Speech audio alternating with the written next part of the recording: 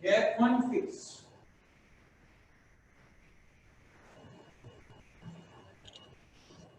Gap one phase की खास बात है इसके अंदर ग्रोथ ऑफ द सेल।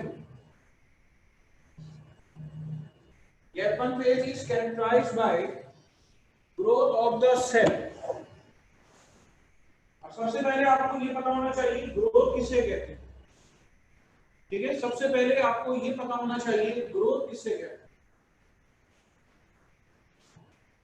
तो ग्रोथ का मतलब है increase in number and increase in number और साइज ऑफ सेल। ठीक है, इंक्रीज इन नंबर और साइज ऑफ सेल, ये क्या कहलाता है? ये कहलाता है ग्रोथ। अगर सेल का पहले साइज छोटा था अब साइज बड़ा हो गया तो ये भी ग्रोथ है। पहले सेल एक था अब सेल हो गए दो। ठीक है, ये भी आपके पास क्या कहलाएगा? ये भी आपके पास कहलाएगा ग्रोथ। तो साइज में इजाफा होना या तादाद में इजाफा होना, ये दोनों आपके पास क्या कहलाते हैं? दोनों आपके पास कहलाते हैं ग्रोथ। तो गैप वन फेज की खास बात क्या है? गैप वन फेज की खास बात यह है इसमें आपके पास ग्रोथ होती है। और ग्रोथ की यहाँ पे कौन सी डेफिनेशन फॉलो होती है? जिसके अंदर साइज के अंदर इजाफा हो जाता है। ठीक है, इसमें साइज में इजाफा हो जाता है।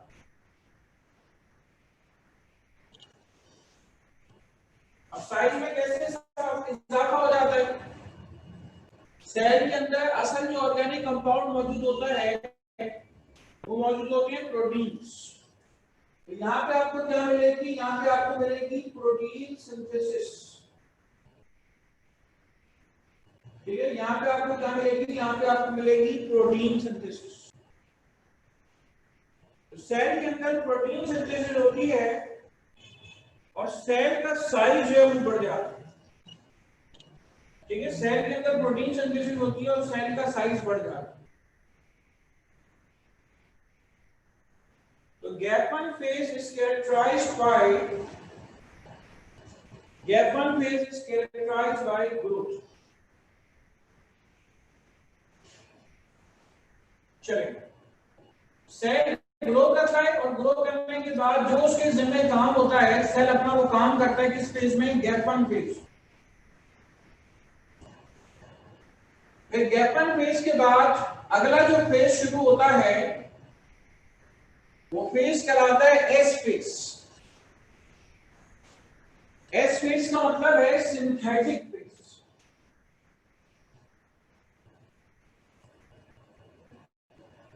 ठीक है, एस फेज का मतलब है synthetic phase.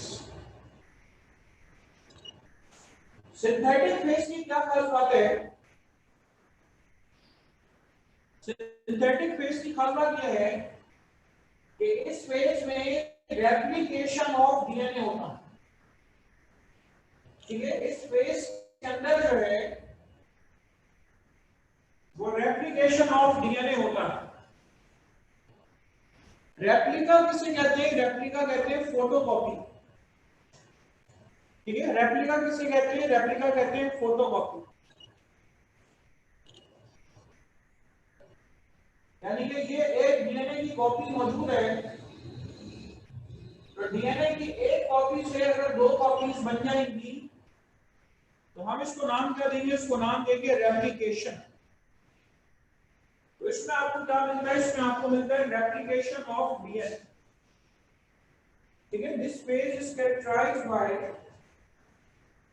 Replication of DNA. आपको इसके अंदर डीएनए की रेप्लिकेशन मिलेगी। डीएनए एक कॉपी से दो कॉपियां बना लेता है। अच्छा, डीएनए कैसे रेप्लिकेट होता है? आपके इंशाल्लाह आगे कोर्स में ये चीज आ जाएगी। ठीक है, आगे जाके इंशाल्लाह आपके कोर्स में ये चीज आ जाएगी कि डीएनए के अंदर रेप्लिकेशन आपके पास कैसे होता है। ठीक है, आगे जाके आपके पास ये चीज आ जाए।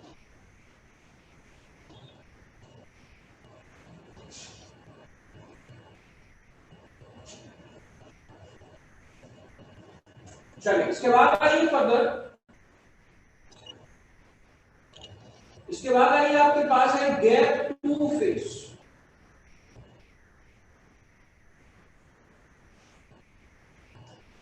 ठीक है, इसके बाद आपके पास है गैप टू फेस।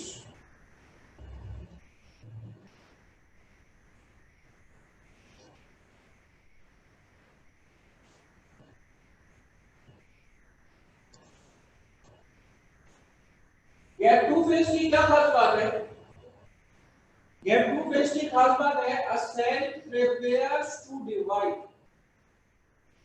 सेल तैयारी करता है कि वो डिवाइड हो सके। ठीक है, gap one phase, S phase, gap two phase.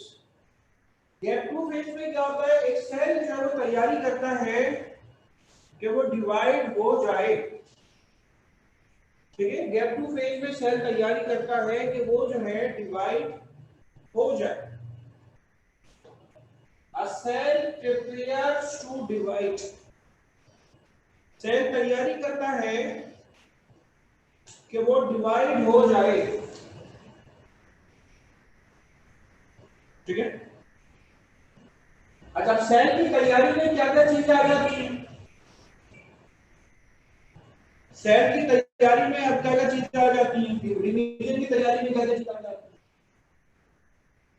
Energy production, cell कभी भी डिवाइड नहीं होता जब तक कि वो अच्छी खासी एनर्जी अपने पास जमा ना कर ले। सेल उस वक्त तक डिवाइड नहीं हो जब तक वो अच्छी खासी एनर्जी जमा नहीं कर ले, उस वक्त तक आपके पास सेल जो है वो डिवाइड नहीं हो। ठीक है, इसके अलावा क्या है? Enzyme synthesis. ठीक है, enzyme synthesis, enzyme synthesis, enzymes की फॉर्मेशन।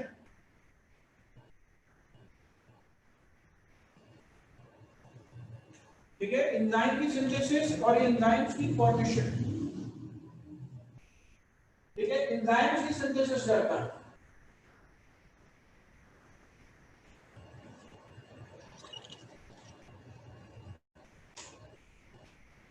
और तीसरी चीज है आपके पास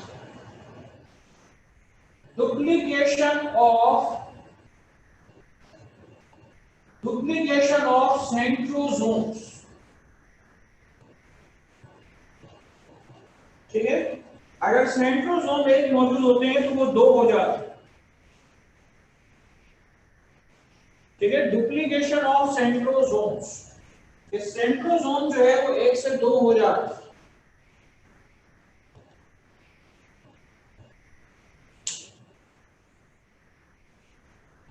चलिए, this is the feature of gap two phase.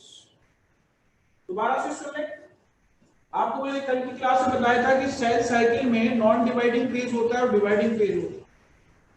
Dividing phase में आपको माइटोसिस और मियोसिस मिलेगी। सोमैटिक सेल है तो माइटोसिस करेगा, जर्म सेल है तो मियोसिस करेगा। ठीक है, अब जो नॉन डिवाइडिंग फेज है उसके अंदर गैप वन फेज मिलेगा, एस फेज मिलेगा, आपको जी टू फेज मिलेगा। गैप वन फेज में क्या है? गैप वन फेज में growth of the cell occurs, cell की ग्रोथ होती है।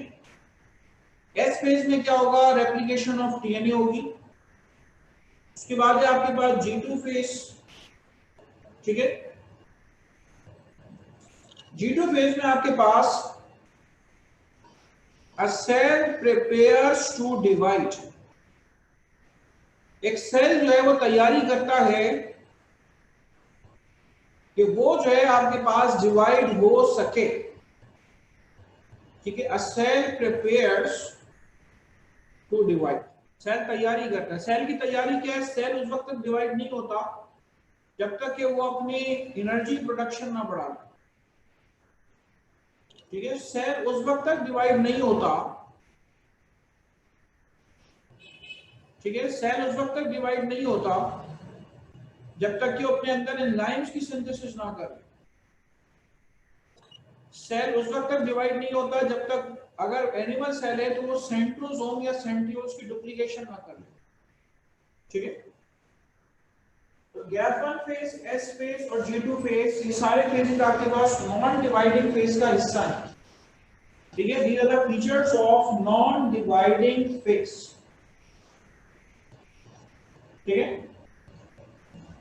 चले इतना नोट करें, फिर आगे बात करता हूं आपसे।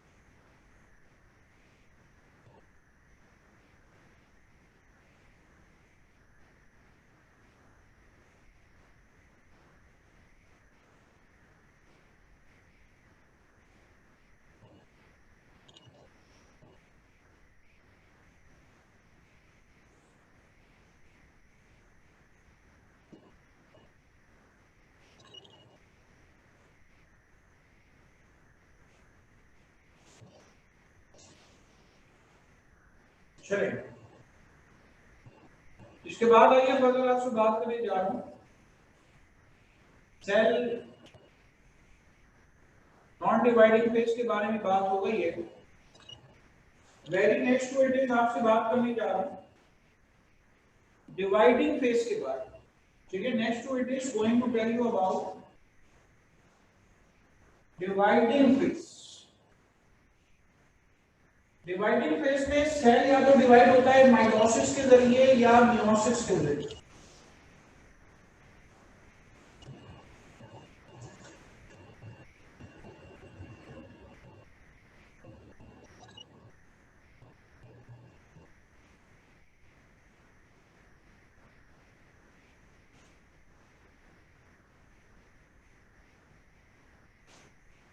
ठीक है, माइटोसिस के बारे में आपसे बात कर रहा हूं। माइटोसिस को डिफाइन करते हैं, it is somatic cell division. It is somatic cell division in which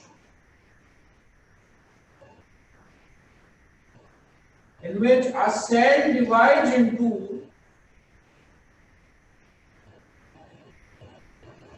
two daughter cells. A cell divides into two daughter cells having same number of chromosomes,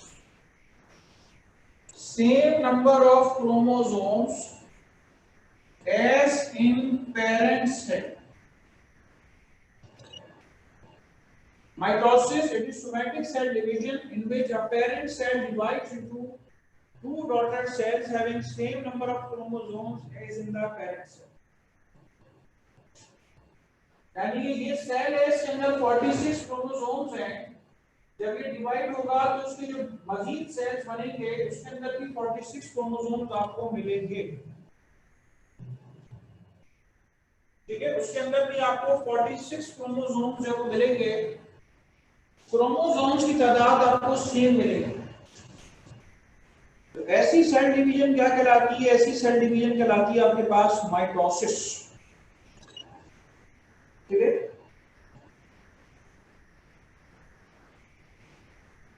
चलें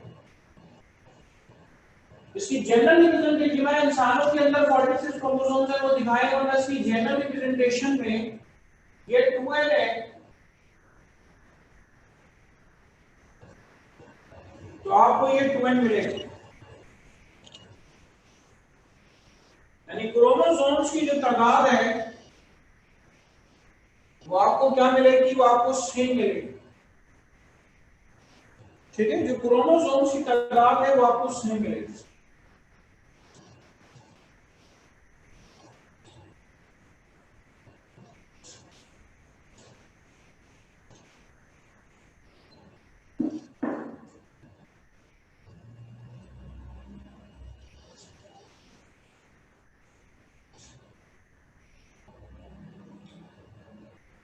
चलिए,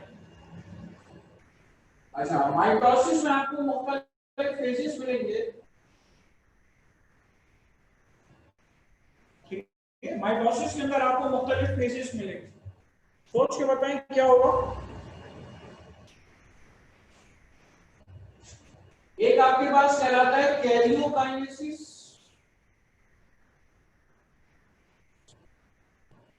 और एक कहलाता है साइटोकाइनेसिस।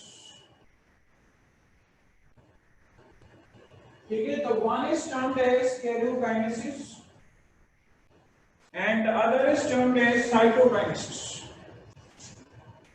Karyokinesis हम कहते हैं डिवीजन ऑफ न्यूक्लियस, न्यूक्लियस की डिवीजन कहलाती है कैरियोकाइनेसिस।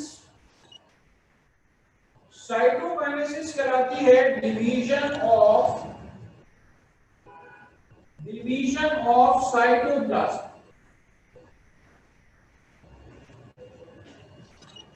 ठीक है, साइटोप्लाज्म की डिवीजन कहलाती है साइटोकाइनेसिस।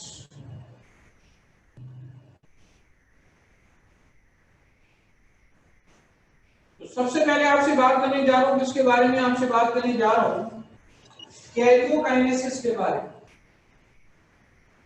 कैरियोकाइनेसिस में आपको मिलेंगे 4 फेजेस, प्रोफेज, मेटाफेज, एनाफेज और टेलोफेज। ठीक है, आपको इसके अंदर 4 फेजेस मिलेंगे, प्रोफेज,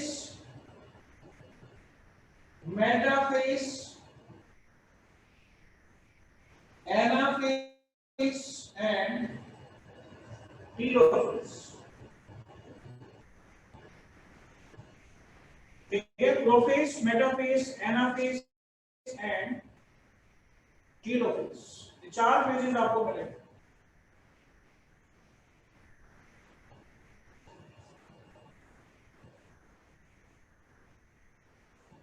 चले, बारी बारी आपसे बात करने जा रहा हूं, इतना नोट करें, फिर आगे बात करता हूं बोर्ड पे टाने।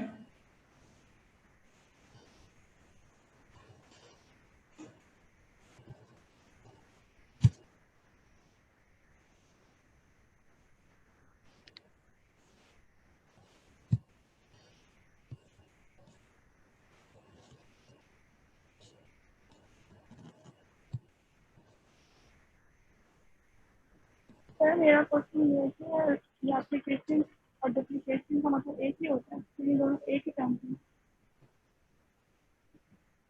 आपकी आवाज बहुत हल्की आ रही है, जितनी आवाज मैंने सुनी आपने कहा रेप्लिकेशन और डुप्लीकेशन। अक्सर जगहों पे दोनों सेम रेप्लिकेशन और टर्म। डुप्लीकेशन का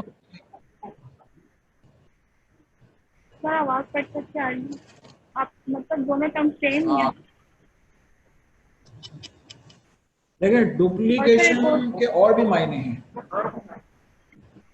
एक सवाल का जवाब आपको दे दूं, डुप्लीकेशन के और भी मायने हैं। फोटोकॉपी, रेप्लिका कहते हैं फोटोकॉपी को। अक्सर जगह पे रेप्लिकेशन और डुप्लीकेशन, मुझे लग रहा है आप कहीं डबल माइक यूज कर रही हैं आप, इस वजह से साउंड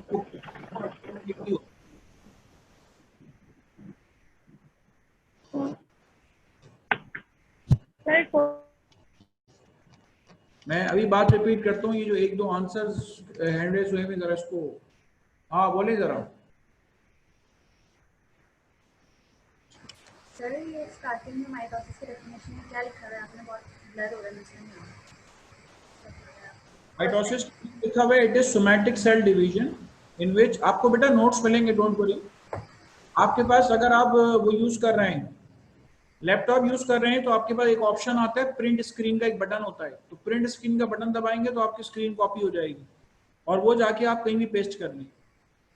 ठीक है, प्रिंट स्क्रीन का लफ्ज होता है। और अगर मोबाइल यूज कर रहे हैं आप लोग, तो मोबाइल में आप स्क्रीनशॉट का बटन एक होता है, प्रेस करेंगे तो स्क्रीनशॉट हो जाएगा और फिर उसको मैग्नीफाई भी कर सकते हैं। फिर भी आपको बेटा ये सारी जितनी चीजें बोर्ड पे लिखी हुई नजर आ रही हैं, आपको इंशाल्लाह पूरी बुकलेट मिलेगी। ठीक है, आप समझ लें कि जिस तरह क्लास में ऐसा होता है कि शुरू के 2-3 दिन आपको नोट्स नहीं मिलते, फिर आहिस्ता आहिस्ता आपको नोट्स मिल जाते हैं, तो इंशाल्लाह आपको ये होगा कि आपको सारे नोट्स है वो आपको बता दिया जाएगा कि आप सेंटर से आके नोट्स है वो पिक कर लें। ठीक है, मैं सर जैन को बोल दूंगा।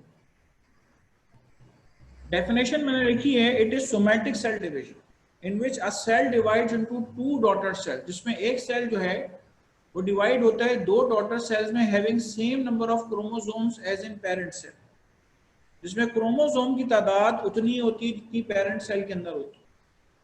ठीक है, तो उसको क्या नाम देते हैं? उसको हम नाम देते हैं माइटोसिस।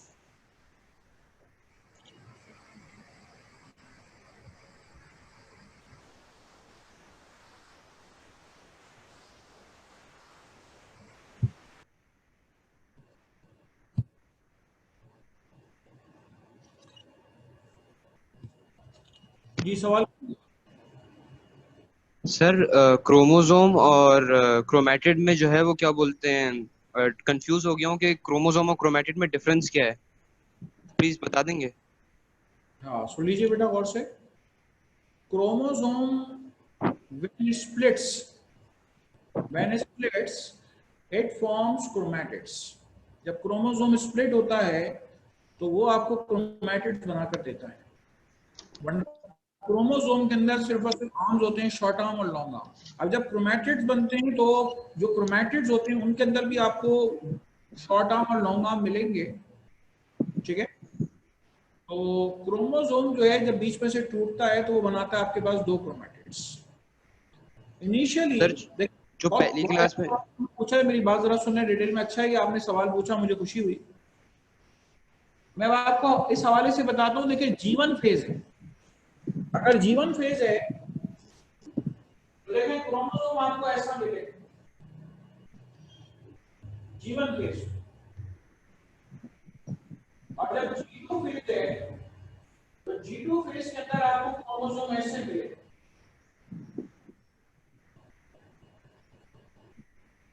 G2 फेज के अंदर आपको क्रोमोसोम ऐसे मिलेगा।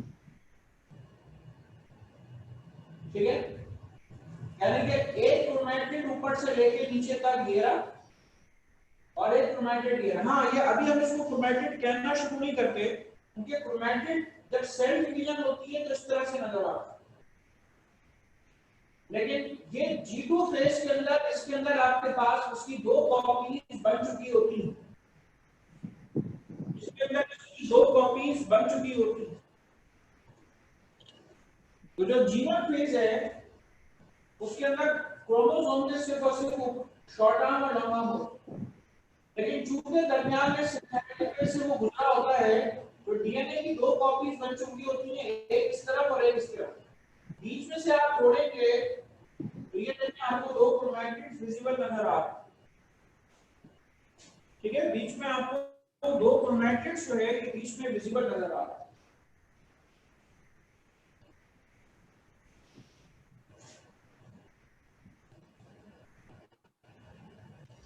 चलिए सर, अगर जनरली बात की जाए, सर आवाज आ रही है? बिल्कुल आ रही है। सर जनरली बात की जाए तो एक क्रोमोसोम जो आपने G1 फेज में बनाया हुआ है, मतलब इस तरह दिखता है क्रोमोसोम, क्योंकि मुझे कंफ्यूजन था कि ये जो जो क्रोमैटिड्स आपने बनाए इस तरह तो नहीं है, 2 क्रोमैटिड है ना वो जो आपने क्रॉस में बनाया है? अच्छा बेटा, पहले तो एक बात ये है कि मैं इस चीज को क्लियर कर दूं कि अगर ये जो जीवन फेज में मैंने क्रोमोसोम बनाया है तो सवाल यहाँ पे उठता है कि सर मैं अपनी स्किन का एक सेल निकालूं, उसमें क्रोमोसोम को देखना चाहूं तो क्या वो जीवन फेज में होगा? तो जवाब है कि नहीं। बात ये, क्रोमोसोम तो आम हालत में होता ही नहीं है ना, क्रोमोनीमा होता है। मैंने समझाने के लिए बनाया आपको। ओके। ठीक है, मैंने आपको समझाने के लिए बनाया है। याद रखिए एस फेज से पहले डीएनए की एक कॉपी होती है तो क्रोमोसोम ऐसा नजर आता है, एस फेज के बाद डीएनए की 2 कॉपीज हो जाती हैं तो अब वो इस काबिल है कि वो 2 क्रोमैटिड्स में सेल डिवीजन के दौरान स्प्लिट हो सके, जैसा कि आपको वो ये वाला स्ट्रक्चर नजर आ रहा है, जैसा कि आपको ये वाला स्ट्रक्चर नजर आ रहा है, तो अब वो 2 क्रोमैटिड्स में विजिबल हो सकता है और क्योंकि उसके अंदर रेप्लिकेशन हो चुकी है, डीएनए की 2 कॉपियां बन चुकी हैं। ठीक है, ओके डीएनए की 2 कॉपियां बन चुकी हैं, इसलिए आपके पास वो क्रोमोसोम अब क्रोमैटिड्स की शक्ल में विजिबल हुआ नजर आ रहा है। ओके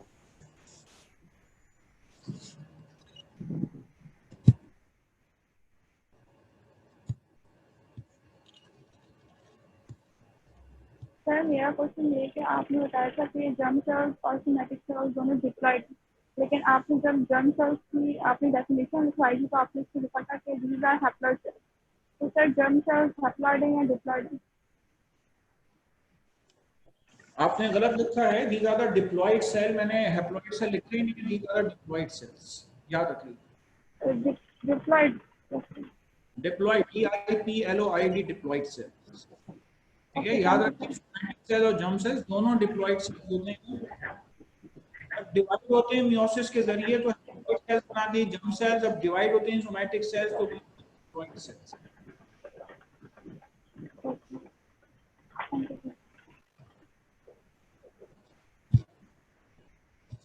चलें आगे बात कर रहे हैं आपसे फर्दर। इसके बाद आइए फर्दर, जो माइटोसिस के बारे में आपसे बात हो रही है, बारी बारी अब मैं फेजिस के बारे में बात कर रहा हूं।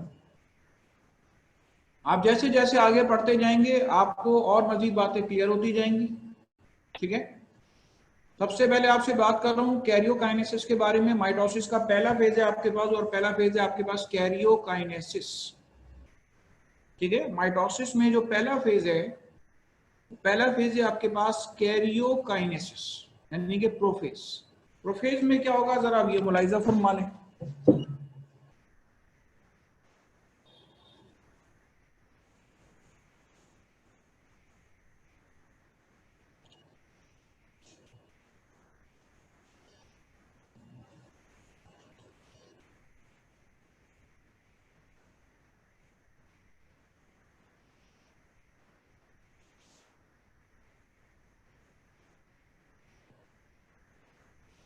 देखिए कैरियोकाइनेसिस में सबसे पहला जो फेज है,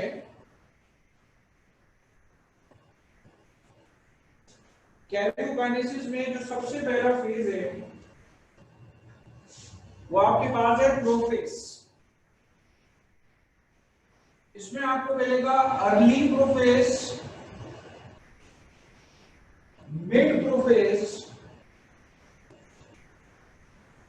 और लेट प्रोफेज। ठीक है, early prophase, mid prophase and let prophase. बताइए अर्ली प्रोफेज में क्या होता है, मिड में क्या होता है और लेट प्रोफेज में क्या होता है, ये आप पढ़ने जा रहे हैं। ये देखें न्यूक्लियर मेम्ब्रेन जो है वो कुछ हद तक गायब होना शुरू हो जाता है। ठीक है, न्यूक्लियर मेम्ब्रेन कुछ हद तक गायब होना शुरू हो जाती है अर्ली प्रोफेज। अगर एनिमल सेल है, ठीक है, अगर एनिमल सेल है तो उसमें सेंट्रोसोम में से एस्टर फाइबर्स निकलना शुरू हो जाते हैं। ठीक है, एस्टर फाइबर्स निकलना शुरू हो जाते हैं। और मैंने आपको ये बात बताई है, पहले क्रोमैटिन सारा खुला हुआ पड़ा हुआ था, अब वो क्रोमोसोम की शक्ल इख्तियार कर लेता है। ये क्रोमोसोम की शक्ल इख्तियार कर लेता है। कोई मुसाफिर अगर सफर पे निकलता है तो वो अपना सारा सामान पैक कर लेता है। एक सेल के लिए सफर क्या है, एक सेल के लिए सफर ये है कि वो सेल डिवीजन करने जा रहा है। ठीक है, एक सेल के लिए सफर क्या करना है, सफर है उसका कि वो सेल डिवीजन करने जा रहा है। तो अब वो आपके पास ये देखें, अब वो आपके पास क्रोमोसोम की शक्ल में कन्वर्ट हो जाता है, यानी कि उसकी क्या हो गई, यानी कि उसकी कॉइलिंग हो गई। ठीक है, अब वो कॉइल्ड फॉर्म में कन्वर्ट हो गई।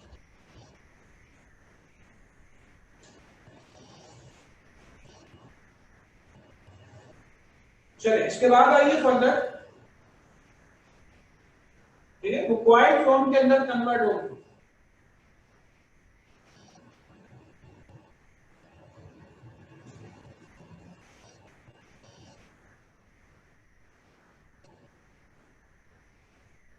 उसके बाद आइए फर्दर, अगली मिड प्रोफेज में और न्यूक्लियर मेम्ब्रेन पहले से ज्यादा वेल हो जाती है,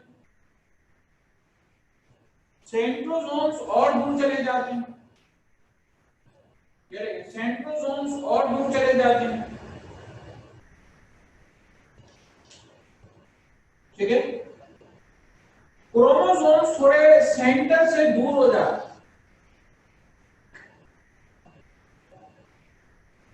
चले, तो दरमियान की जगह थोड़ी खाली रह जाती है। ठीक है, क्रोमोसोम सेंटर से थोड़ा दूर चले जाते हैं और दरमियान की जगह क्या होती है, दरमियान की जगह जो है वो खाली हो जाती है। ठीक है, दरमियान की जो जगह आपको नजर आ रही है वो क्या होता है, वो खाली हो जाता है। ध्यान में आएगा सर ऐसा क्यों होता है? तो बेटा शायद कभी आपने साइक्लोसिस का नाम सुना हो, शायद कभी आपने साइक्लोसिस का नाम सुना हो कि साइटोप्लाज्म एक स्ट्रीमिंग मूवमेंट करता है। वो स्ट्रीमिंग मूवमेंट क्या कराती है, वो स्ट्रीमिंग मूवमेंट कराती है आपके पास, वो स्ट्रीमिंग मूवमेंट कराती है साइक्लोसिस। ठीक है, तो इस वजह से दरमियान में से ये दरमियान में से हट जाते हैं, दूर हो जाते हैं और दरमियान में थोड़ी स्पेस रह जाती है। अच्छा, लेट प्रोफेज में क्या होता है, न्यूक्लियर मेम्ब्रेन और पहले से गायब हो जाती है, सेंट्रोसोम्स करीब करीब पोल्स पे पहुंच जाते हैं और कुछ हद तक स्पिंडल फाइबर्स भी इसमें से निकलना शुरू हो जाते हैं। ठीक है, कुछ हद तक स्पिंडल फाइबर्स भी इसमें से निकलना शुरू हो जाते हैं। क्रोमोसोम्स में ऐसे कोई तब्दीली नहीं आती। ठीक है, क्रोमोसोम्स में ऐसे कोई तब्दीली नहीं आती।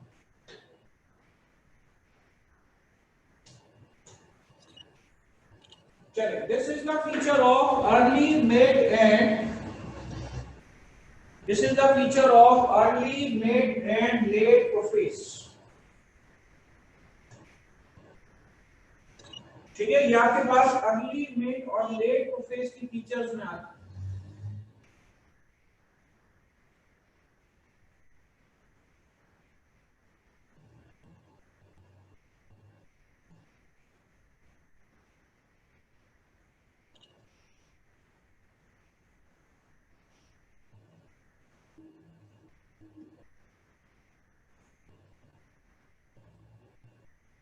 बना ली डायग्राम, बना डायग्राम बेटा आप पेंसिल से बनाएंगे।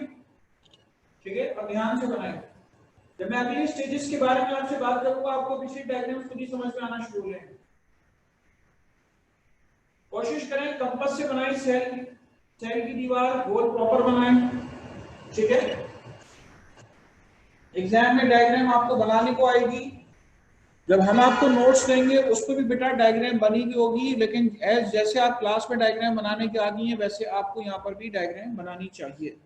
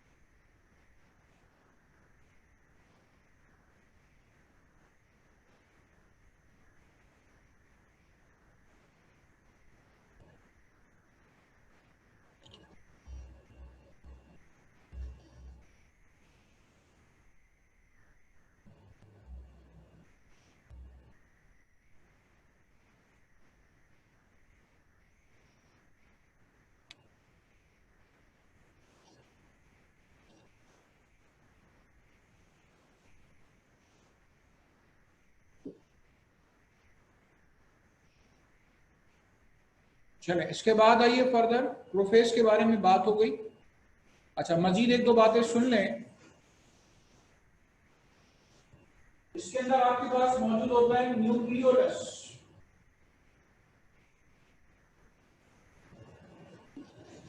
ठीक है, ये न्यूक्लियोलस मौजूद है। ये न्यूक्लियोलस भी गायब होना शुरू हो जाता है। अर्ली, मिड और लेट के बारे में मजीद बातें सुन लें। In early prophase, there is the coiling of chromatin occurs and it forms what? It forms chromosomes. Chromatin की coiling होती है और क्या बना लेता है? Chromatin की coiling होती है और वो chromosome बना लेता है। ठीक है, coiling of chromatin occurs and it forms chromosomes.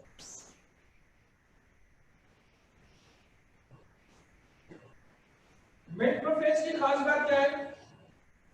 Centrosomes और थोड़ा दूर चले जाते हैं, दरमियान की स्पेस खाली रह जाती है।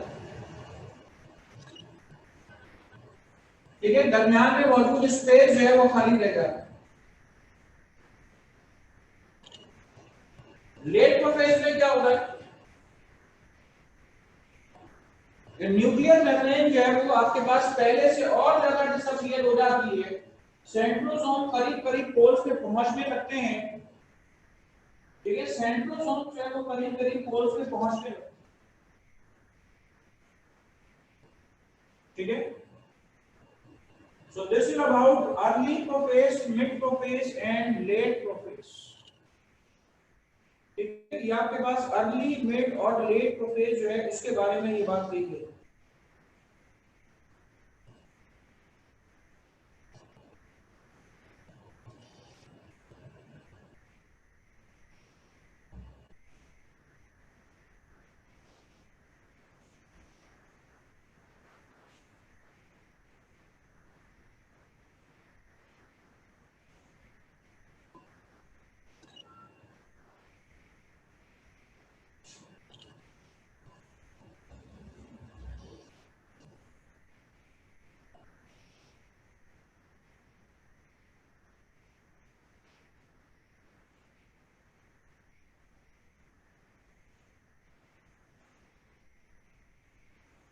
चले, कोई सवाल किसी ने करना है?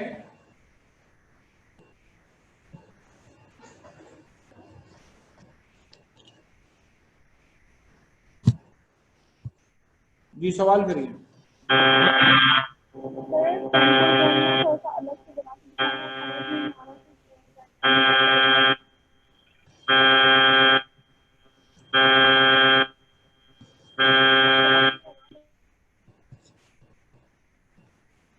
बेटा आपके बैकग्राउंड में इतनी आवाज है कि मुझे आपको म्यूट लाजमी करना पड़ा। आपका हो सकता है माइक वगैरह में कोई टेक्निकल फॉल्ट हो।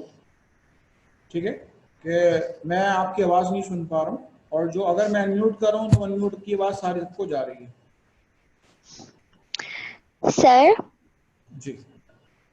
सर वो मुझे पूछना था, जो आपने साइक्लोसिस का बोला वो मुझे समझ नहीं आया, प्लीज एक बार उसे रिपीट कर दें। क्या आपने ये बात बेटा सुनी हुई है कि एक सेल का साइटोप्लाज्म जो होता है वो मुसलसल हरकत में होता है, रुकावा नहीं होता? ठीक है, आपने कभी बचपन में ये बात शायद नहीं सुनी हो। आप चूंकि फर्स्ट ईयर, आप अभी चूंकि सेकेंड ईयर में है, फर्स्ट ईयर में भी ये चीज नहीं है। जब आपने ये चीज नहीं सुनी हुई, एक सुन लीजिए गौर से कि किसी भी लिविंग सेल का साइटोप्लाज्म रुका हुआ नहीं होता, बल्कि एक दायरे की शक्ल में हरकत कर रहा होता है, उसको कहते हैं साइक्लोसिस। आपके पास फर्स्ट ईयर में भी इसकी डेफिनेशन नहीं है। ठीक है, वरना फर्स्ट ईयर के अंदर इसकी डेफिनेशन आप में पहले कभी थी किताब में। Cytoplasm represent streaming movement which is in circle, this is called cyclosis. ठीक है, cytoplasm represents streaming movement which is in circle, this is called cyclosis।